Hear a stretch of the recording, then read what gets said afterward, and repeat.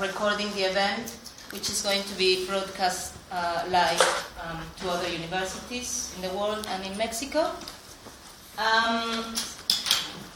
First of all, I want to start with a video, it's a very short video, which gives a little bit of a context of what the topics we will be discussing, and then I will introduce our speakers, who will present between 10 to 20 minutes each, and then we will have half an hour or so for questions. 8 years ago, the President of Mexico, facing a highly contested election, decided to declare a war on drugs. To do this, he called the military to the streets. The results were that Mexico went from having 9,900 murders per year in 2005 to 23,000 in 2013. On December 2012, Enrique Peña Nieto from the PRI, the Institutional Revolutionary Party, became President of Mexico. The PRI was in power from the 1920s until 2000 and had many accusations of disappearance and violence against students. Enrique Peña Nieto's first action as president was to create alliances with Congress to push for reforms, most of them related to the economy. He invested heavily in cleaning Mexico's image abroad, running various editorials in world newspapers, and pushed security to a less prominent place than his predecessor. Yet, the violence continued. Not because you ignore a problem, it means it goes away. In 2013 alone, 23,000 people were killed. 1 out of 3 homes reported to have been subject to a crime, and even the government accepts that more than 90% of crimes are never resolved. On September 26th, a group of students was protesting on Iguala, the third largest city of Mexico's poorest state, Guerrero. The municipal government and the state government both belong to the opposition leftist party, PRD, Party of the Democratic Revolution. The local police came in, killed 6 students, and arrested the other 43.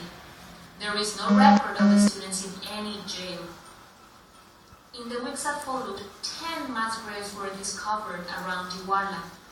The mayor of the town and his wife ran away after a local newspaper showed the mayor's brother-in-law was a drug dealer. He was finally found on the 4th of November, hiding in Mexico City. While this crisis was going on, the President of Mexico decided to go on tour to China and Australia, as they are important business partners. But it has been more than a month, and he has yet to visit Iguala, less than 5 hours drive from Mexico City. On November 7th, Mexico's Attorney General gave a press conference where he announced that according to some of those interrogated who showed signs of torture, they believed the students had been killed and burned. The parents refused to accept this information until reliable DNA sources are presented. When he thought the microphone was off, he told his aide to end the questions, as he was tired. Ya me cansé. We stand here today saying, we are also tired. Tired of a government that cares more about macroeconomic deals than the security of its people. Tired of corruption. Tired of fighting a war on drugs that will only be solved when demand in the United States decreases. Tired of unsolvable crimes. The state has a responsibility to protect its population. We ask you to do 3 things. Write to your local Mexican embassy or consulate to demand justice. Attend local events in your area to create awareness. Spread the word. Mexican politicians cannot hide if the world is watching them.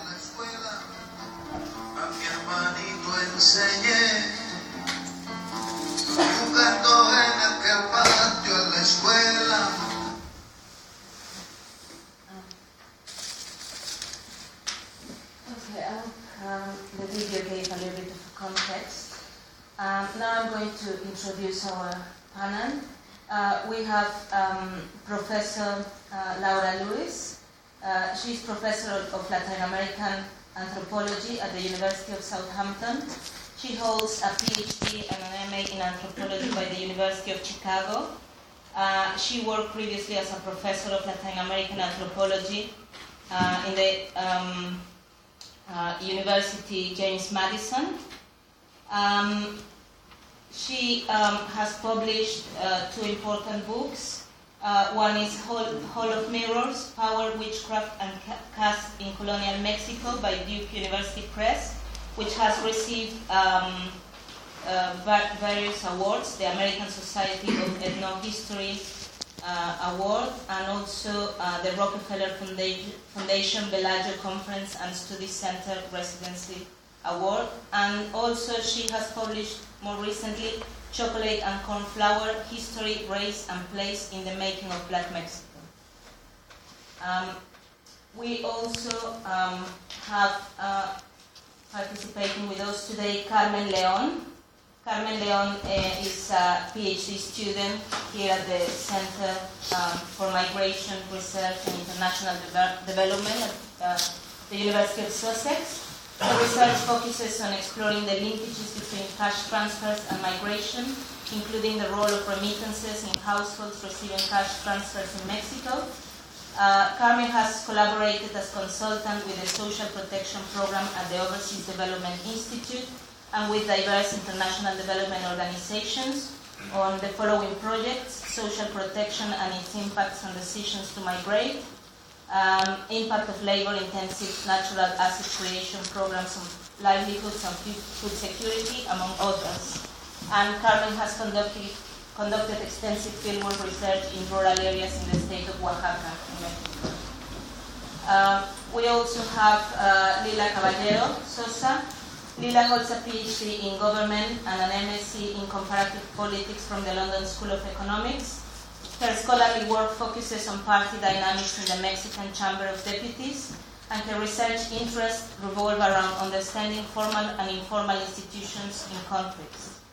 Previously, Lila worked at the Mexico City-based Fundar Center for Analysis and Research as part of the team monitoring the transparency and accountability of legislative procedures, and currently she is head of projects at Counterpoint, where she also leads on the Recapturing Europe's Reluctant Radicals and the Media and Populism project.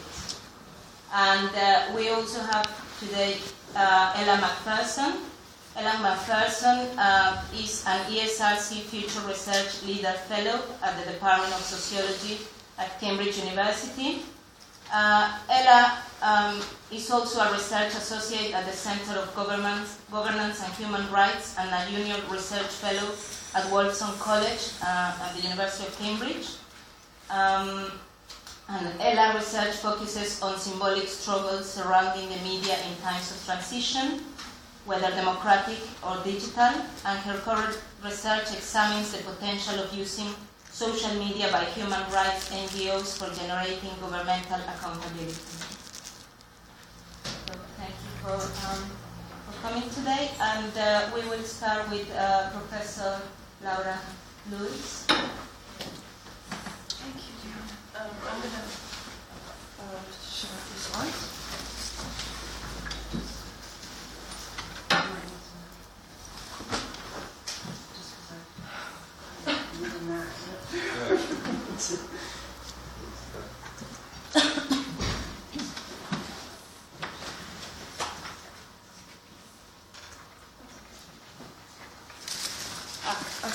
Thank you, thank all of you for coming, and also to Diana for inviting me. I assume that most of you know the basic outline, along with the little film that you just saw, of what happened in Iguala, Guerrero, with the late September murder or disappearance of dozens of students from a rural school in Ayotzinapa, Tixtla. Actually, is the municipality where the school was. The school, which is called the Raúl Isidro Burgos Rural Teachers College, is what is in Mexico called a normal school. Some of you might have seen the normal school. And what these are, they're progressive teacher training colleges that are mostly attended by young rural men from poor farming families. These normal schools are a collection of rural institutions. There's a lot of them in Mexico. And they were set up in the 1920s after the Mexican Revolution to serve the socioeconomic and educational needs of the different regions, and they also provide a kind of path for upward mobility, really, to young men from these poor communities. The students who attend these schools generally come from extreme poverty, and they train to be teachers in the communities that they come from. So they go to the teacher training school, and then go back to their communities to teach.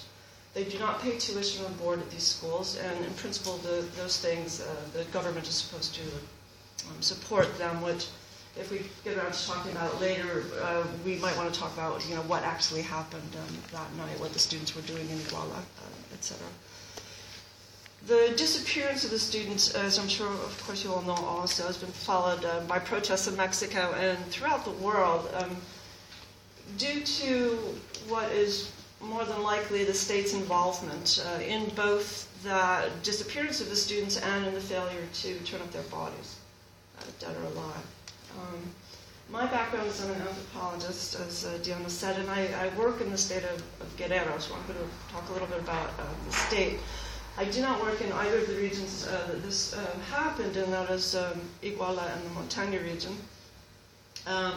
So let me just give you a little bit of a context of geography. As you can see here, the state of Guerrero is highlighted in the country of Mexico, so you can see where it is in relation to, say, Mexico City. If we could go to the next slide, that'd be great. This is the Guerrero state regions here. Iguala is in the region called El Norte there. Lara, where the school is in that light green region called the Montaña region. I work in the bottom region on the right called the Costa Chica, and really on the southeastern most point of the Costa Chica, almost in Oaxaca. So I actually work quite at a distance from the Iguala where the students disappear. You can go to the next one. I would actually have the places on here. So you can see in the middle of the slide there's Tupancingo, and that's the capital of Guerrero. Right above that is Iguala. Iguala is actually quite close. Well, I would say it's close to Mexico City, but it's within reach of Mexico City. And to the east of Tupancingo, there you can see Tixla, that's right near where the school is, and Chilapa. So the students actually travel from this area around Tupancingo up to Iguala. I work on the way bottom there where you see Ometepec. I work down there, actually south of Ometepec. The region that I work in, the Costa Chica, the northern reaches of that region are very much like the Montaña region where the school is, that students disappeared from. And I spent some time in the Montaña region as well as in the Costa Chica. I've also been to Iguala, but that was a long time ago. All right, so the whole state of Guerrero is very heavily rural and indigenous. Politically, it consists of those 7 regions that I showed you. When the students left their school at Tixla and they traveled up to Iguala, they ironically were actually going to commandeer buses. And this was part of their traditional mode of transportation, again, because the government doesn't support the schools the way it's supposed to. They were going to attend a rally, and the rally, somewhat ironically, I think, was to commemorate the 1968 Tlatelolco massacre in Mexico City when dozens of student protesters were murdered by the police. So there's a certain irony there that the students were going to commemorate this event. So when they got to Iguala, local police, and as the video said, it was on the orders of the mayor, whose wife is actually a drug kingpin, handed the students to members of a small offshoot gang of narcos called Guerreros Unidos. And apparently Guerreros Unidos took them away and allegedly burned their corpses in the ground. Never named them identified.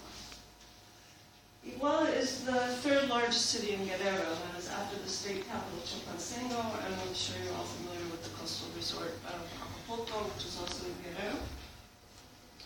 Iguala is known for the Plan de Iguala, actually, which is a political agreement mapping Mexico's independence from Spain under Vicente Guerrero, who was an independence general and later was president of Mexico.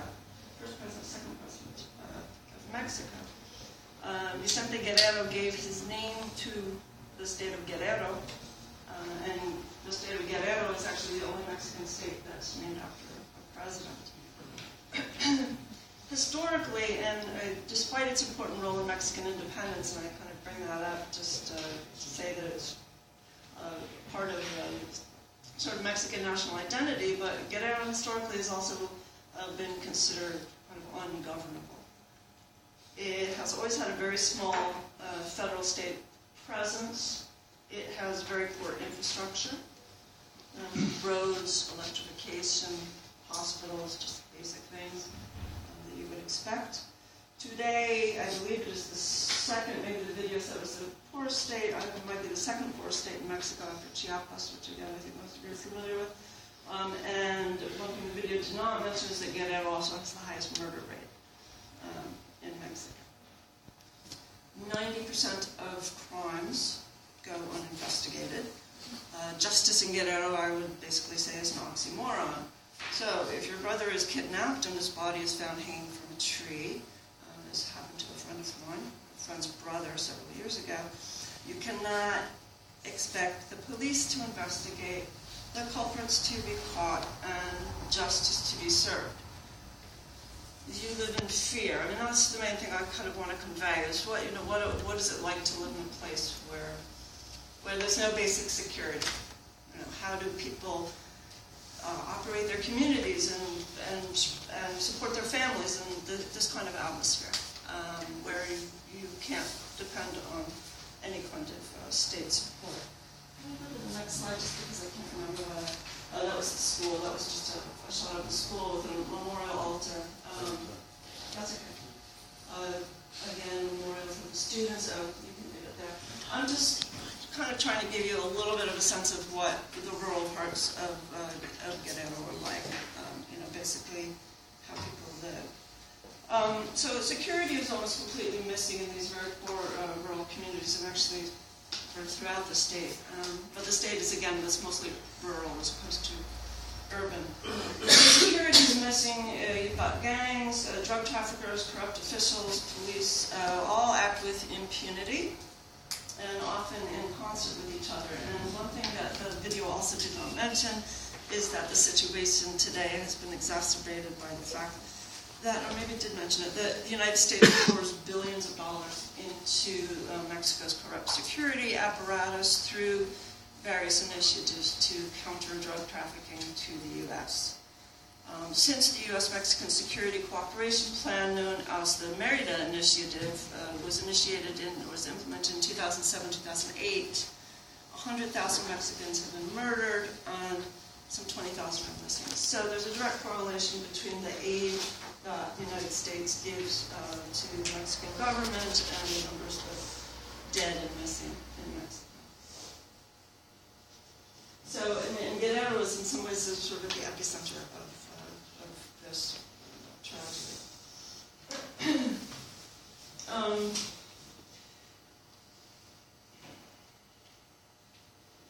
So the mountainous regions of the Montaña where the school is are pretty much like this. And maybe we can go to the next slide too.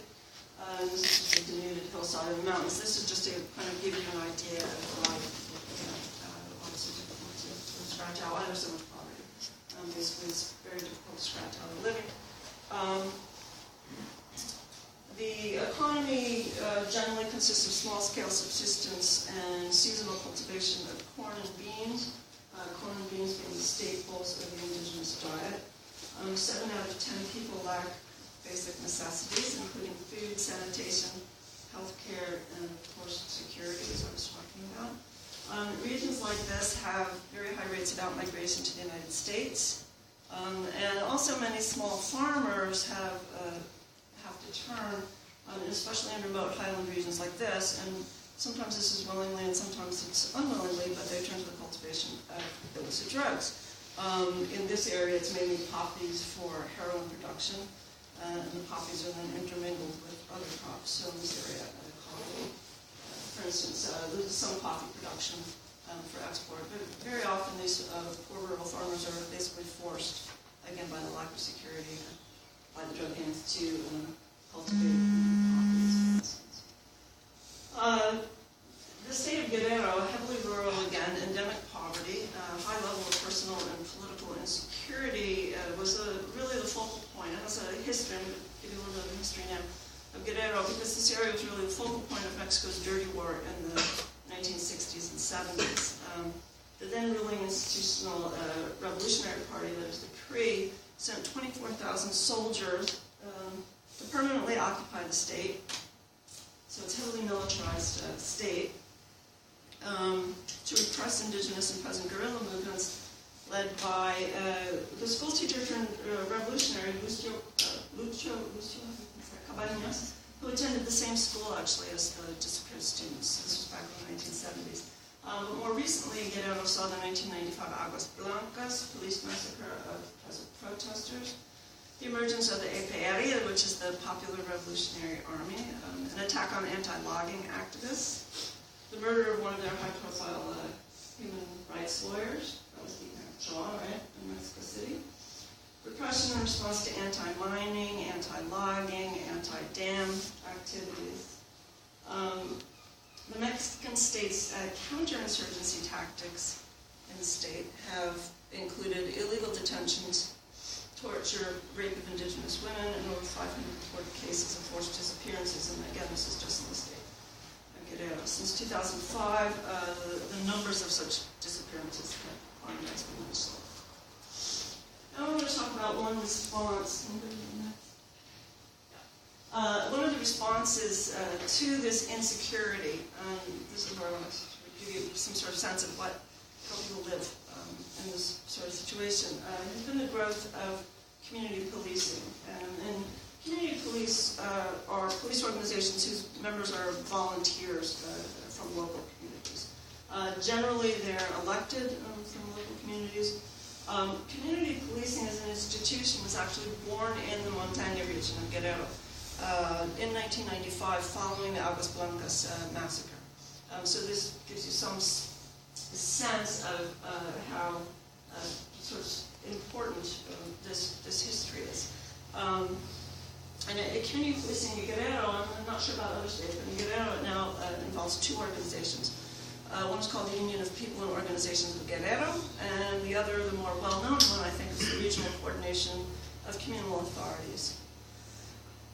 Interestingly, this community policing that started in the Montaña region has helped both the Montaña region and the Costa Chica, has kind of protected these regions from the worst of the drug wars that are plaguing other parts of the state. Which is not to say that either of these regions is safe in the way that you and I would understand safe, but certainly there's probably a kind of higher level of security in rural areas because of these community police than there might be, in the city of Iguala. And the reason why I'm bringing it up is because it's meaningful that the students were going to school in the Montaña region, yet they disappeared in Iguala. Those are very different places. That's what I'm trying to tell you. They're in the same state, but regionally they're very different areas. So that disappearance has become kind of watershed moment, I think, in Mexico. It is horrifying. It's not necessarily more horrifying than other things that have happened in Mexico recently. But what it does is it kind of reveals what everyone has known for a long time, but what the government especially has been trying to hide. And you saw with those magazine covers and all of that, that the criminal gang elements, the police and the politicians are all part of the same problem. The state is a failed state. the next one, the state is a narco-state. And the government is a narco-gobierno, a narco-government. So Guerrero has become, unfortunately, the kind of epicenter of what one periodical termed Mexico's awakening from its nightmare.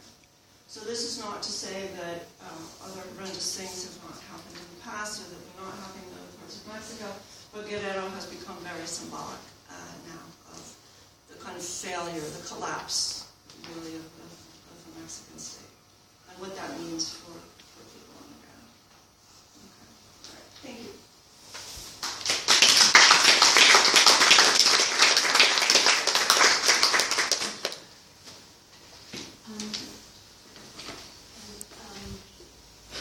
Thank you very much to Professor Lara Lewis, who put the importance of Guerrero and its particularities in contrast to other places in Mexico, but also try to show how different Guerrero is itself, and also how historical processes are beginning what is just emerging now to the media in Mexico and in the world. We are taking questions at the end, so now we are going to proceed to listen to Carmen Leon, who is going to continue about the study communities.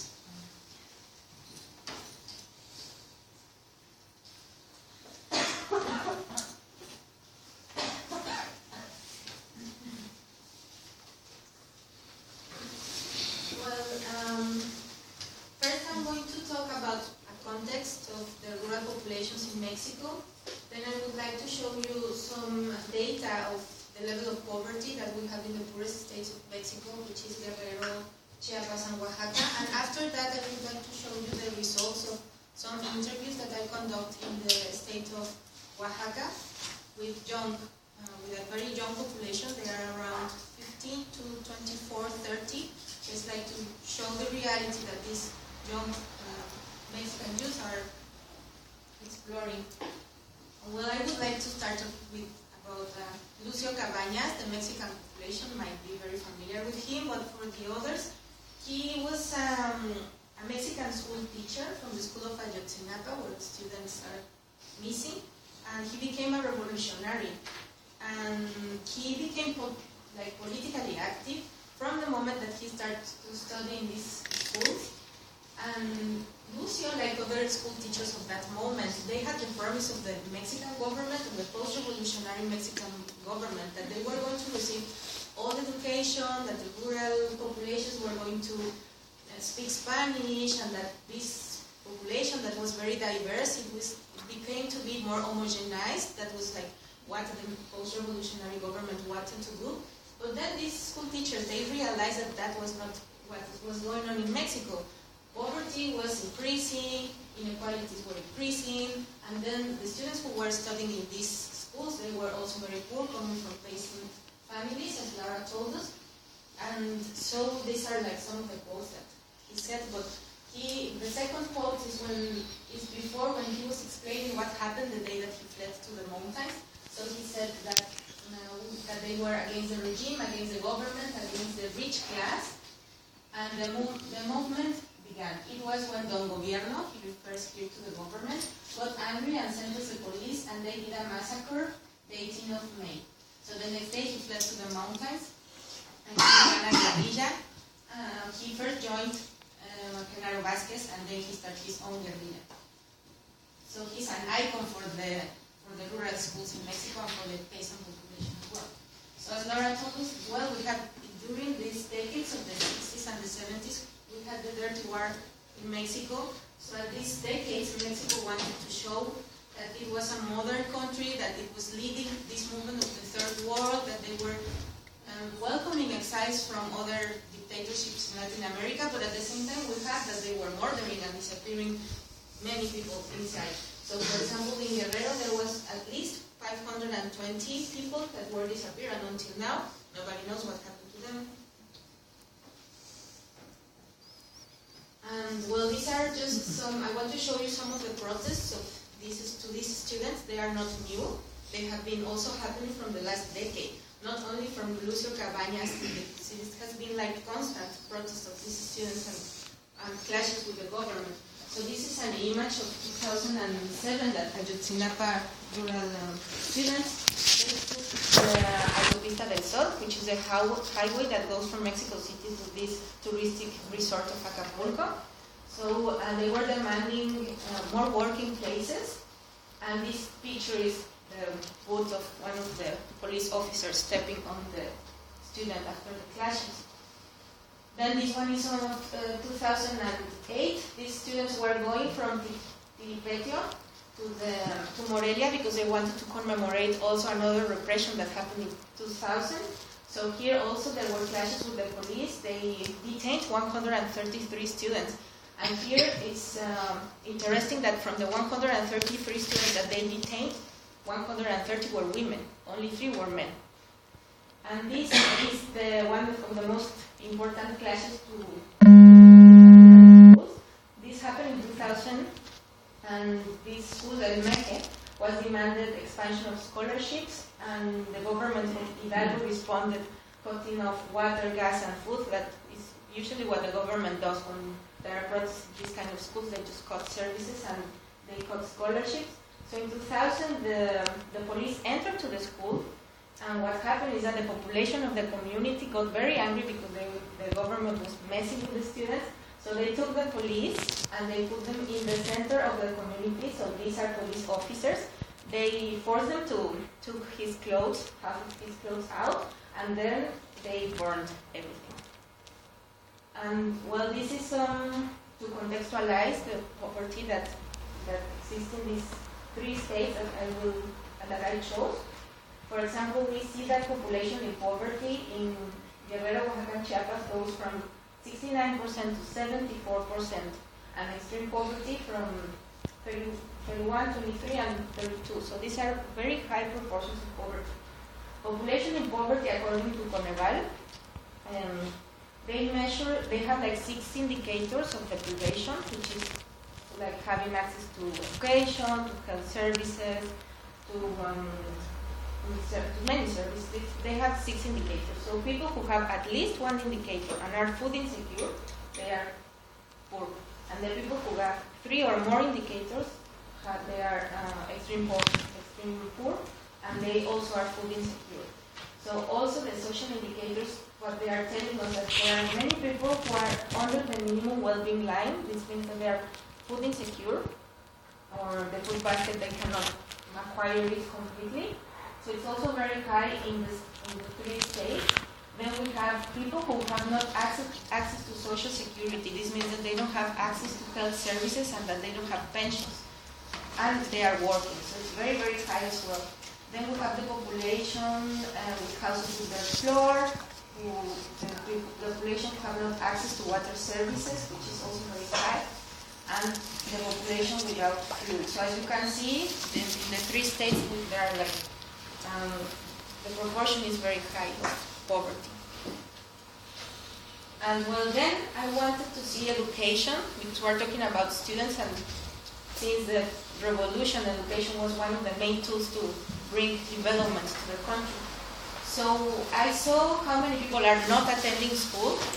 So in primary school, we see that it's not very, very high, the proportion. It goes from 4% to 6% in Chiapas. Then when this transition to secondary school, it's 10% and 13% in Chiapas of the population between 12 and 14 who are not attending school. So it doubles, but still, I thought that would be higher, but it's not. And also I wanted to know if women were able to attend school or not, but it looks like they are now, they are also likely to go to school as men. And then I tried to see what happens in high school. And then in high school we see that the proportion is higher. In Guerrero, 36% of the population between 15 to 17 don't go to school. In Oaxaca, 35%, and in Chiapas, 39%. And so this is like third of the population that is not attending school. Then we go to the population between 18 to 44, so this is like the ones who should be studying an undergrad or a technical education. So we see here is just like in Chiapas, 79, almost 80% of the population between 18 to 24 do not attend school. And so we see here that only around 20% are able to attend. But here in this data, they don't take into account the people who finished. So these are the people who enter in school, but we don't know who were able to finish their degree or who they just couldn't follow.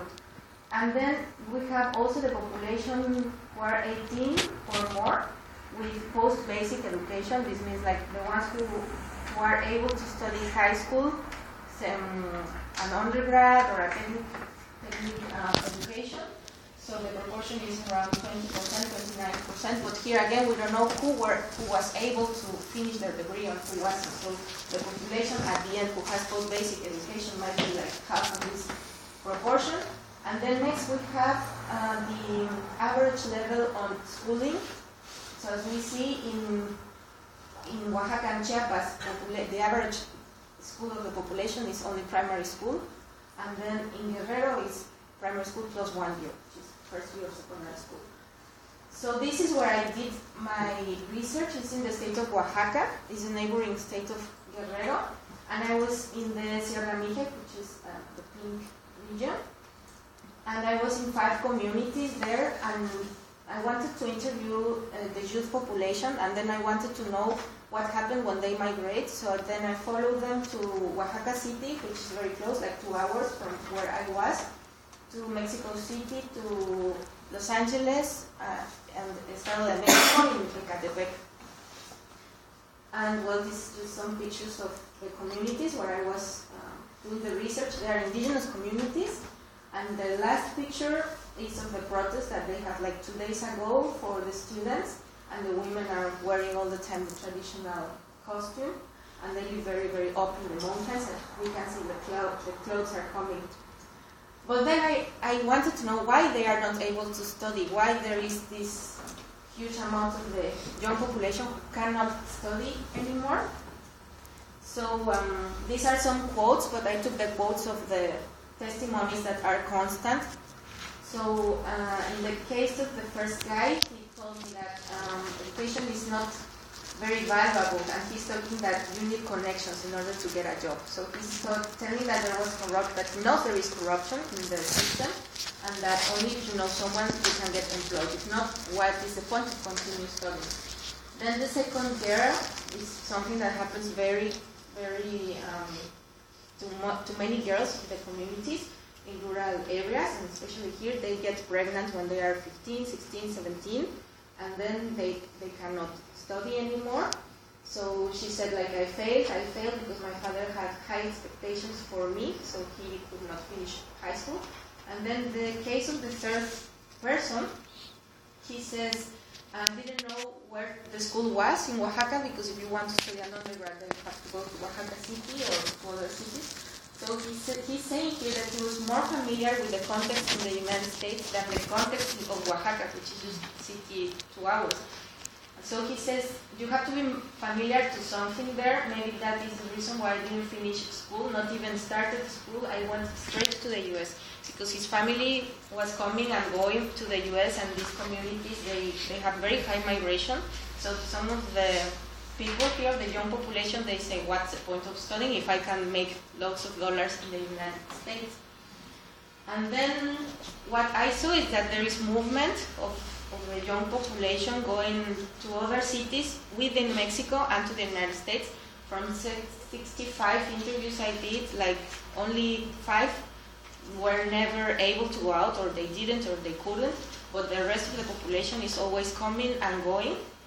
So I wanted to know, why are they leaving? What is making them leave the community and then come back, or whatever? So this person, she's in Los Angeles, and she says, like, if you want to do something, the government hinders you, and maybe that is the reason we think that the United States is the best alternative, or want to come here. So she's saying that she can't do anything in Mexico, so that's why she had to go to the United States. In the case of Luis, he's talking about taquerias. The taquerias, I don't know if you have eaten tacos or you have seen tacos. It's very popular from these communities to go and work in taquerias as waitress, or they clean, or they make the tacos. So most of the youth, the men, they go out to work in taquerias. So he's saying, a good taquero earns good money. This is the idea that he had to start a business, and then he decided to stop studying, and he always thought of starting a business in taquerias. So he left to Mexico City. And in the case of the third person, she's also in Los Angeles. She said, like, I estimated how much money I needed to build a small house.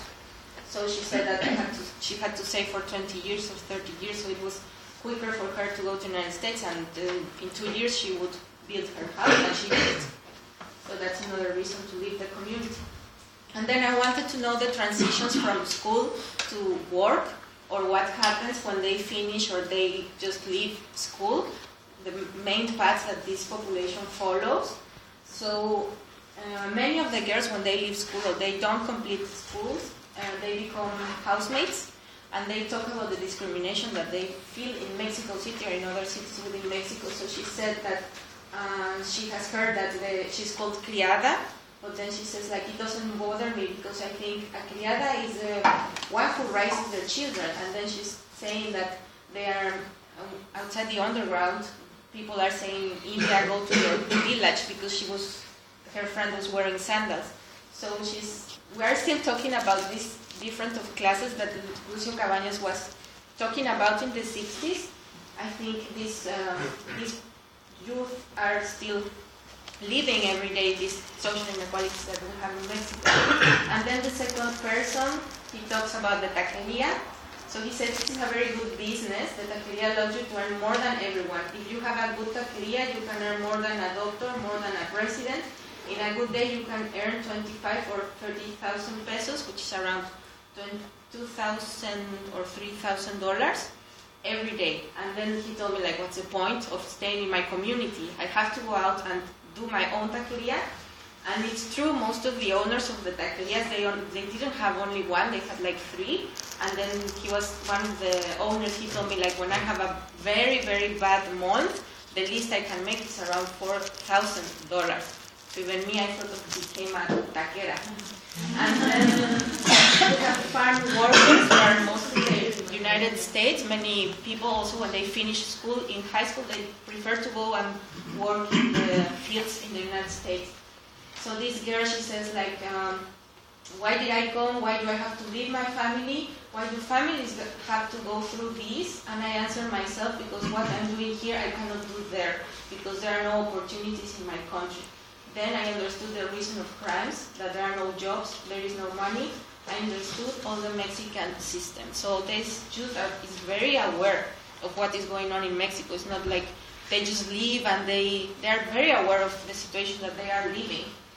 And well, finally, in the case of the very few people who are able to continue study, they have to work at the same time, and this is why most of them, they cannot complete their degree, because it's very hard for them to work and study at the same time.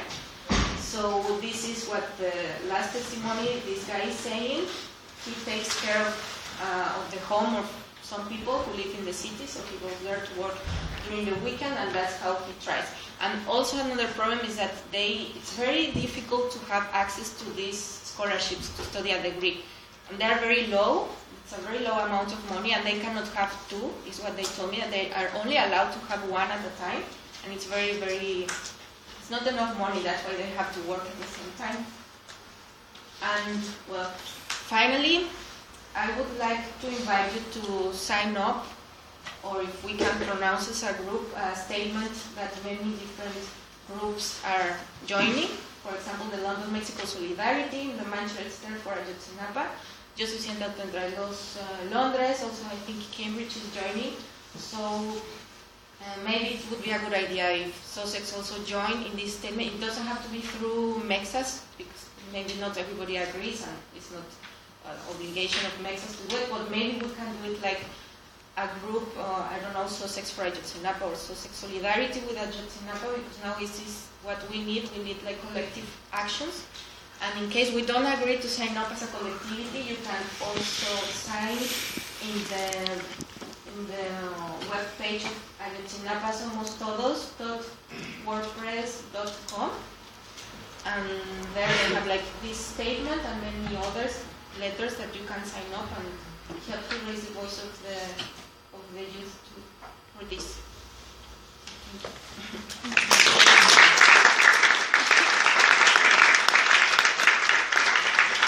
Thank you very much, Carmen.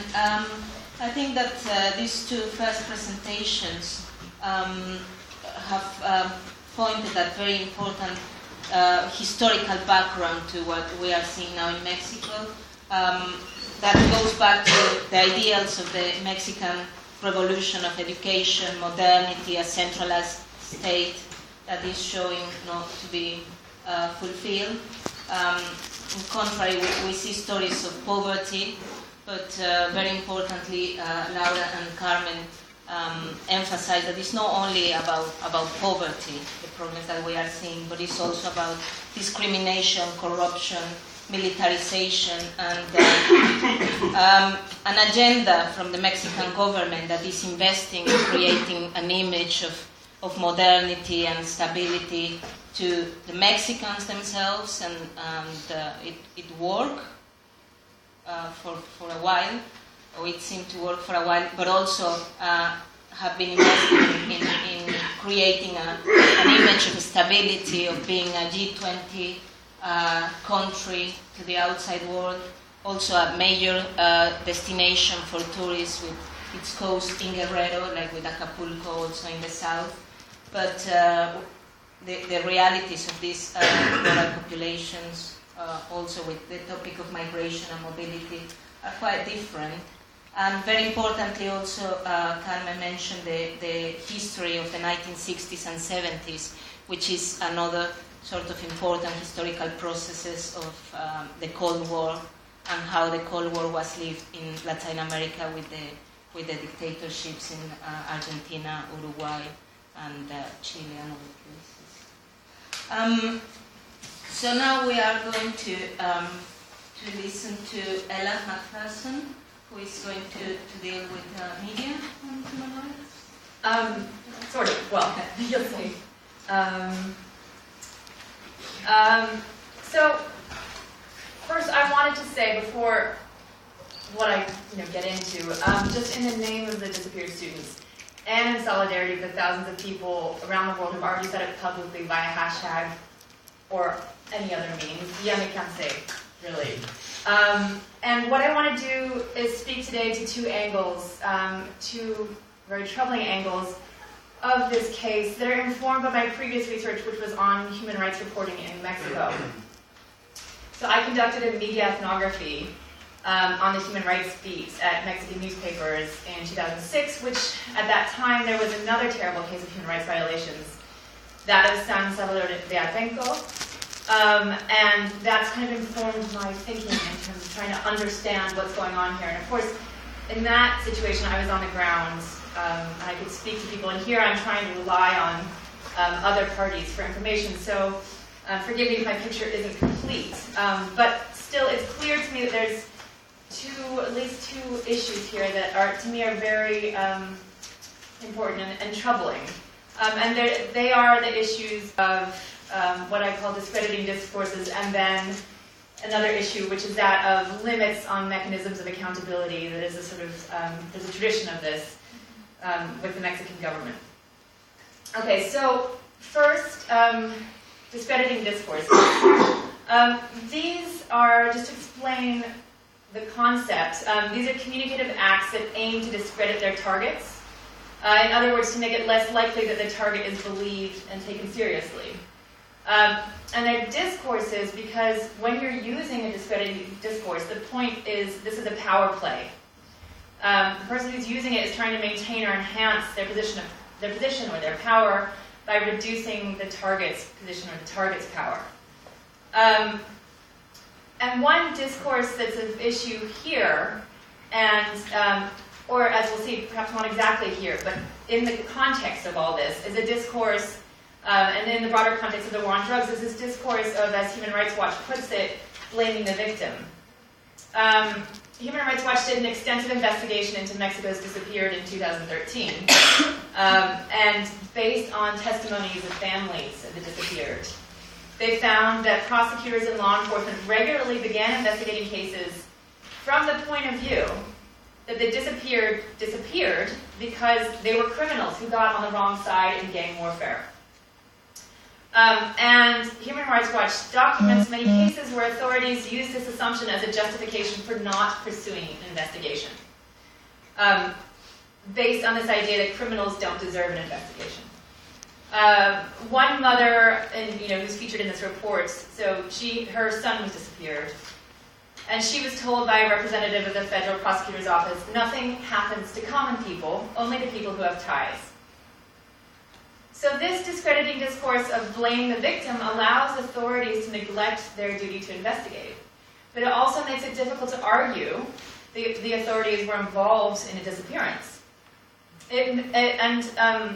This discourse has gained traction, and I wonder if part of the reason why it does gain traction among members of the public is sort of getting back to your point of this notion of living in fear, is because it allows individuals to make sense of the violence around them and sort of to adopt a perspective of, as we say in England, keep calm and carry on. Because there's a sense that there's rules here. If I don't get involved, I'm safe,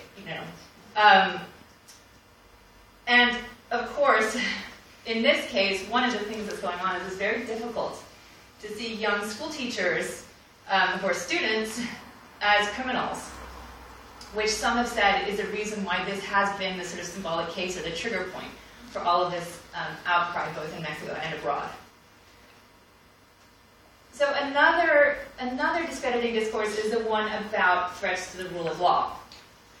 And this is deployed when state officials put protesters or dissenters in a frame of being a challenge to the rule of law, which is a quite powerful discourse in a country so concerned with security. I remember it being used in Atenco, where the clashes between street vendors and their supporters and the police were initially framed as a rule of law problem by some officials. The president of Mexico, referring to this situation and the protests that were occurring after it, and there's some elements of the protests that got violent.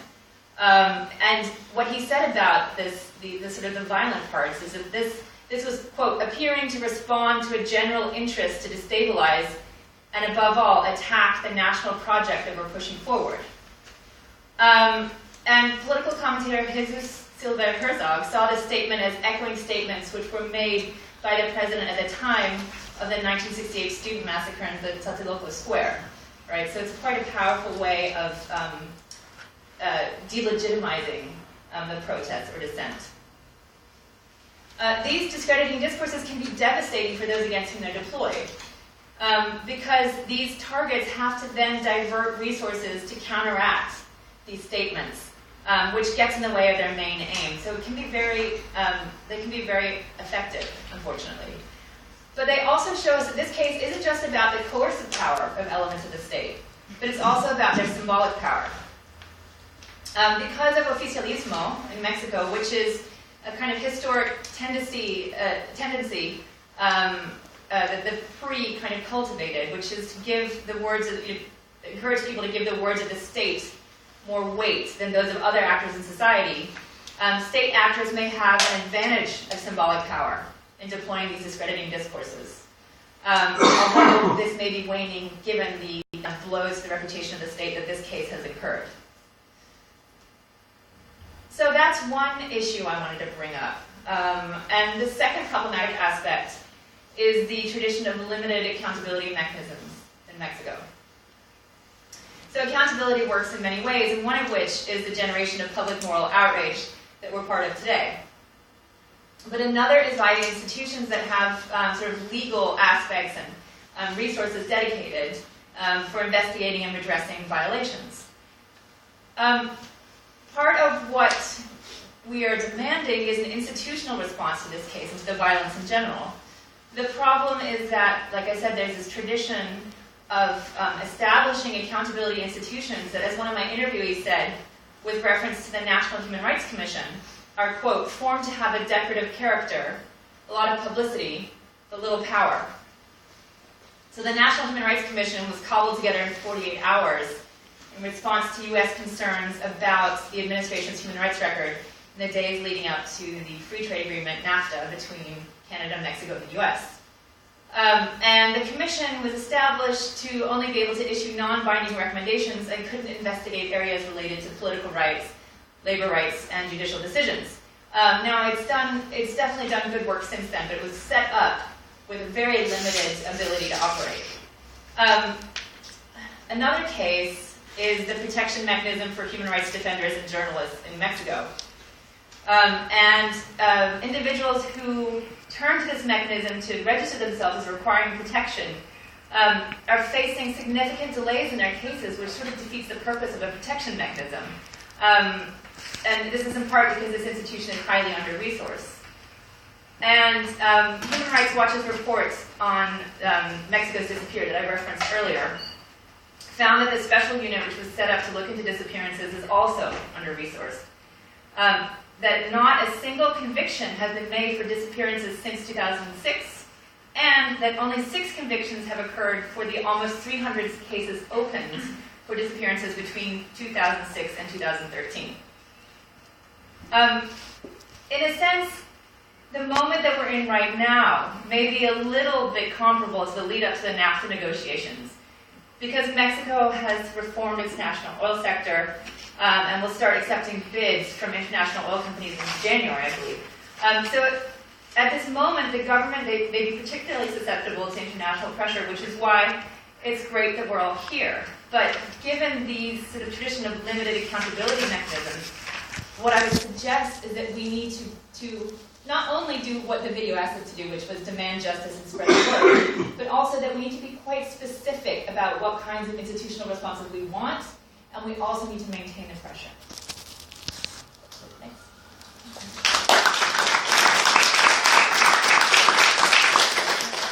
Thank you, Ella.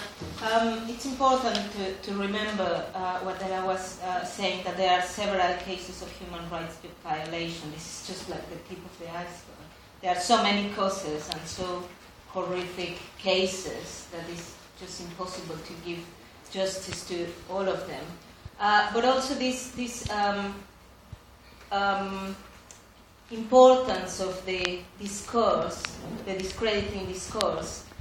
Recently, I was reading a banner that somebody was holding in one of these mass protests that have been occurring in Mexico in the last weeks, and it said, it read, since there is narco crimes, there are not state crimes. And it points at this idea that sort of works somehow of like cases of disappeared people, or shot or skinned alive, or shot dead, or hung in like public bridges or whatever. And then always the discourse was they must have been involved in some sort of narco crime, and therefore that was the sort of thing that was not there clearly, but it was implicit, was that therefore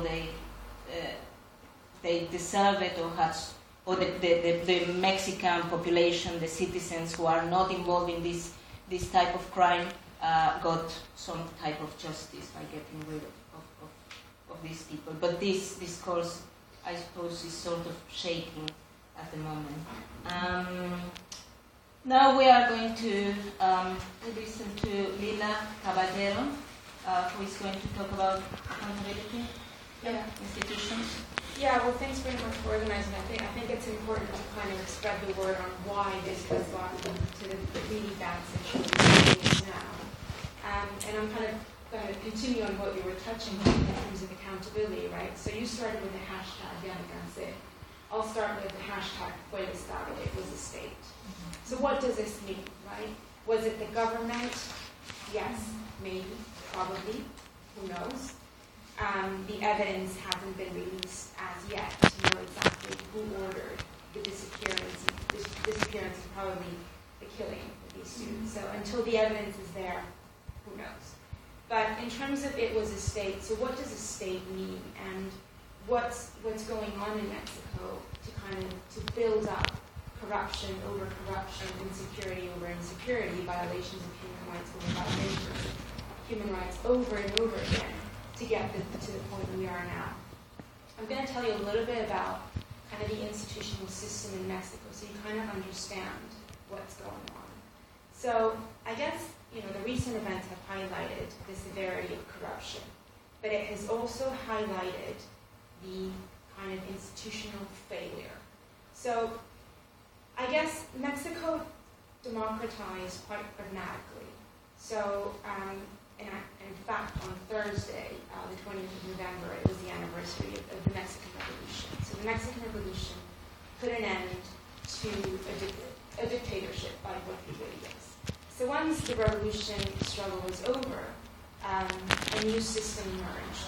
And the system was created by the currently governing party. So since 1929, up to the late 1990s, the country was governed, reformed, and built by a single party. Of course, there were reforms, particularly the most important of which occurred in 1989 when the Federal Electoral Institute was created in order to oversee and to facilitate free and fair elections. So everything seems to have happened pragmatically when and where the situation required a slight tweak, a slight reform in how decisions are made and how policy is made and in how participation is going to take place. So if you look at the overall set of legal frameworks that govern institutions, it's a bit of a patchwork, right? So it's been mainly created by the current political desire, the political will, and the political desire, the political interest are superimposed over everything. Political interests come first before the public and before the private, right? We're talking about accountability, really. Institutions should be accountable to the citizens, to those of us who go and vote every 6 years for president, or every other year for mayors and governors, etc. But the reality is that because the system was built by a single party, the dynamics that shape all the institutions are normally more accountable to the current political interests, right? And the answer to that, or some people might say, yeah, but now Mexico has opposition parties in place, opposition parties who have won seats in different states, seats in the Chamber of Deputies, seats in the Senate. So there must be at least some kind of political struggle that will hopefully help to make policies that account to the broader electorate or the broader political interest. But if you look at it carefully, and my own research was looking into the party dynamics in the Chamber of Deputies for the 60th Congress. And if you look at it carefully, you'll find that most of the negotiations are still held behind closed doors. So even though they are held by the three largest parties, they're still, you don't really know what interests they're responding to. Another example of that, for instance, is when the federal budget is discussed each December. You start to see a parade of governors, mayors, local deputies who are coming and lobbying and asking for particular things and asking for something in return, right? So they go and they talk to a deputy. The deputy says, okay, fine, I might consider building that road for you, but what is your government going to do for my party, right? So many of the negotiations take place like that. And that is also translated into how the rule of law takes place, or doesn't take place really in Mexico. So even though the pragmatic democratization of the country has managed to get to the Chamber of Deputies, and that's perhaps, or the Congress, both chambers, lower in the upper chamber, in terms of allowing for more representation of different parties, in terms of making activists and civil society organizations concerned about the laws that are being approved to the country, for the country. They have become slightly, a little tiny bit more transparent and accountable. but that hasn't reached, unfortunately, to the judiciary, right? So that is why the law is applied with a political interest. So accountability and, protection of human rights is really not there. So I guess what I'm trying to say is that the political interests are above absolutely everything. And when you have that situation is when you can have private interests, like, unfortunately, organized crime, have entrance into political institutions. And so that's how you have a narco-state, I would say. And, I mean, in terms of what to do about this, I've thought about it, believe me, I've thought about it. And I guess that, the good thing is, I guess the only good thing about what happened to these students is that it's finally made everyone realize, from the left, from the right, from the rich, from the poor, everyone has realized how corrupt and how deeply entrenched these political private interests have become in the whole country. And what to do about it is, I guess, it's just to not stop trying to raise awareness, to not stop trying, pushing for explanations, for evidence, and little by little, hopefully, that will make a difference. It will take a long time. It's very likely to take a long time, but hopefully it'll happen, because public opinion is a lot more aware, right? Public opinion knows that there's something really bad, really nasty going on. So I guess it's how we get that bottom-up perspective going, and I'll leave it at that.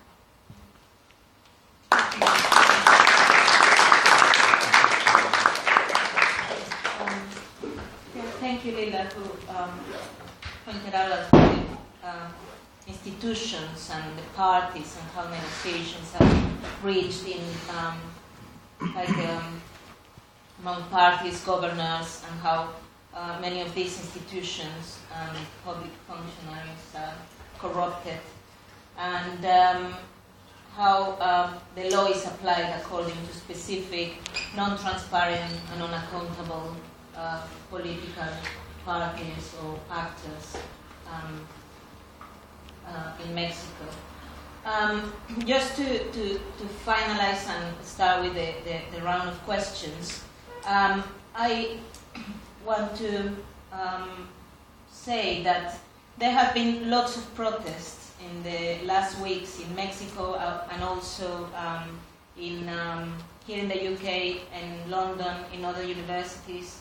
Around the world, there have been protests trying to press the Mexican government to react, because so far there has been a very sort of mild reaction by the president and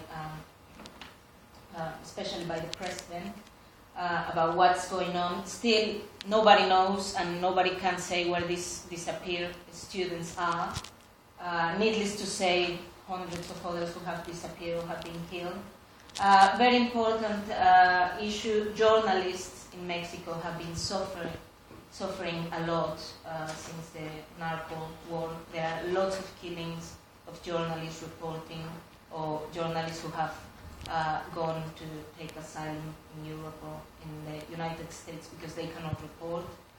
And also in the largest protest, this 20th of November, there were 11 students, 11 students detained by police after the protest, and in less than 24 hours they have been sent to jails of maximum security in Mexico without having access to the lawyers of the election or having have a fair process. Just for having protest, they have been accused of terrorism, attempt of murder, criminal association. So this is a little bit how justice works, and these justice institutions work in Mexico. They don't investigate 30,000 disappearances, 100,000 people killed, but in less than 24 hours, 11 students are sent to maximum security jails in Mexico. So, having said that, let's take 2 or 3 questions each time. speakers? Yes? I have just a question about the officials have been encouraged to enforce the institutions that are in place and redirect their private interests to the public good. Shall we take another question? Just in general, just about speaking out like this, does it not put a lot of people in very noticeable positions for retaliation with the right questions? Do you understand what I'm asking? Yes. Just people who speak out in general when a government is very corrupt. Oh, yeah. I just wondered if people were aware of that. Okay. Let's take a third question and then you answer and go to the next one. Just you mentioned about the journalists in a lot of danger, and obviously there's a lot of censorship of the press. Like, how important are other forms of like press, like social media, with regards to how this is developing?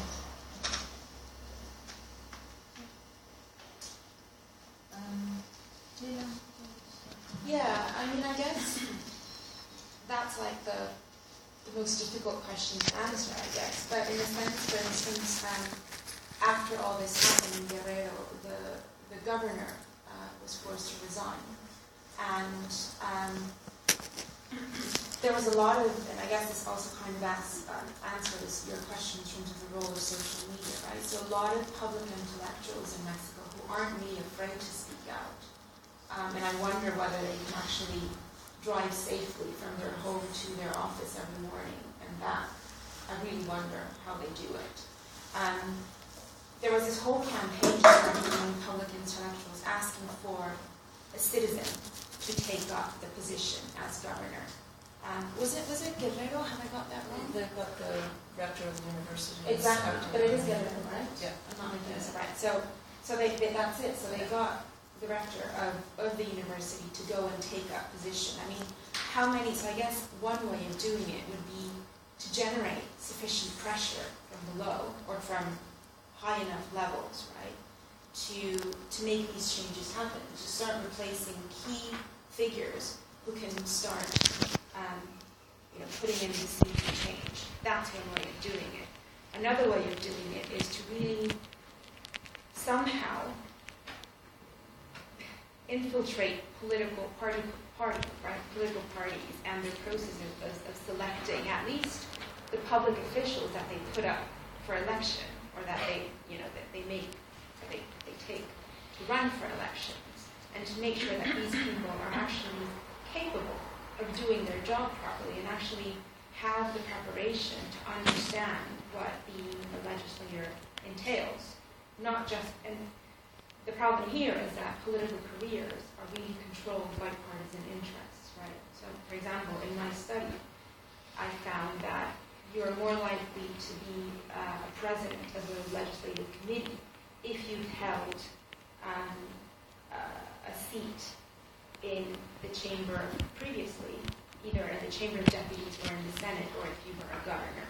So if you had a long-term political career, you're more likely to be in an influential position, right? And it's slightly different if you want to be a member of the directive board of the Chamber of Deputies. So I guess it's all about trying to change the way parties behave, and for them to have more responsible politicians running for office. And in terms of social media, I think it's really picked up. I mean, the way I get my news now is through Twitter, through reading alternative sources of online media, like and all these, because that is where public intellectuals got, because that's one of the very few spaces that they can actually have access to say things the way they are. I just want to add one thing here that you're talking about political parties that I think it's important to understand is that the governor of Guerrero was from the PRD, which is supposed to be the Democratic Party of the Democratic Revolution, so obviously progressive and leftist. And I believe the mayor of Iguala is also a PRD, I remember. So one of the things that's happened is that this whole kind of illusion that if there's any party, political party in Mexico, that is actually progressive and has public interest and with people's interests, at heart has been completely smashed. So there's a huge sense of disillusionment, because everybody knows that the PRI is entrenched and corrupt, and everybody knows that the PAN is right-wing, and et cetera, et cetera. So a lot of people's hopes were in the PRI, and that has been proven to be at the center of this horrible thing. So I think that's important for us to get our heads around too, because that's really meaningful to a lot of Mexicans. There's a certain amount of journalism, and tell me if you disagree, but I sort of got the feeling that people are just shocked and disappointed that people that they sort of trust to, in a sense, look after them have turned out to be abusers, basically. Rather than put it in terms of like a sort of parent-child relationship that all of a sudden, you find out that your father has been, abusing your sister for her whole life. There's this kind of shock that the people that you count on just aren't there. There's no accountability, as you were saying. Just to address the questions about, well, actually, I guess all three questions, but quickly. In terms of how to get change, the thing about Mexico's political system is that I agree with your interpretation of it, but at the same time, it's structured like a democracy and it wants to look like a democracy. So there are spaces, so some of the reforms have occurred because of the need to look democratic, which creates space, which allows for further pressure to create more space, right? And so one, again, going back to the Human Rights Watch report, which was really horribly prescient from 2013, but they do identify one state where things are different, which is Nuevo León, which had this kind of same impunity for disappearances, and then there was sort of collective action with the families and a human rights NGO. They created a huge amount of pressure, and the state authorities then said, okay, we're going to look into this a lot better, and they worked together, and they've made a huge amount of progress compared to other states in Nuevo León on investigating cases that disappeared. So there are, and it's fitful and uneven, these opportunities in these spaces, but they do sometimes exist. And then in terms of social media, I think, yes, it's played a huge role, but there's still a huge amount of risk. There's this, I think, false sense of anonymity that sometimes, if you're using a Twitter handle that's not related to your identity, that exists. But the drug gangs have shown that they're also highly digitally literate, and in fact, I think not that long ago murdered the doctor who was reporting on security problems using a Twitter handle, and they actually got into her Twitter account and tweeted about, as if it was from her, about her own death, which was really horrific and probably quite effective in terms of silencing voices on Twitter. I just would like to add as well that this silence in the media is not only in Mexico. I think it's also from the international, some media in the international level.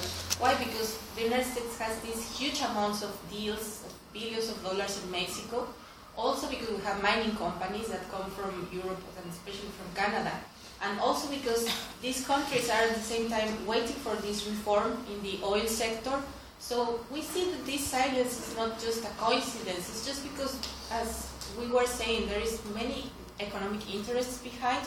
So it's very important that here in the people who we are outside of Mexico, we raise our voices, we sign up these petitions, we speak out, because the government, some of them, they don't want to do it, and they don't have that interest. Their interest is more in the economic sector than to support human rights in Mexico and to support the journalists and the rural population. They just care about making their deals, and they are waiting for this. So please sign up the petition. Thank you. Shall I take?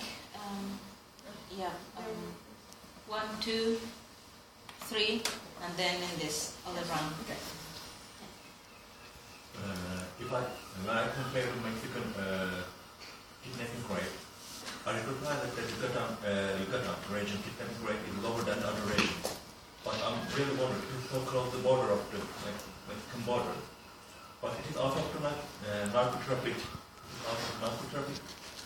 or the power gap is created with the political movement in this part of Mexico.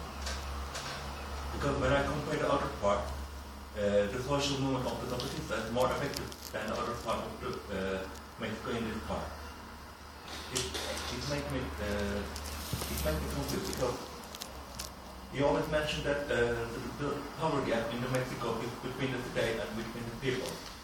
But in this region, kidnapping rate, the death rate is lower than the other part. Kidnapping rate and death rate is lower than the other part. It's very different. I'd like to know that. I'd like to know what makes it different this time. Like it has been going on since a long time, and we have seen that the impact of the situation in all the different instances in Mexico have had this really internationalization as this time. So do you think that there are some factors that promote or really motivated, especially this internationalization? Or what are the determining factors that make this incident special from other situations?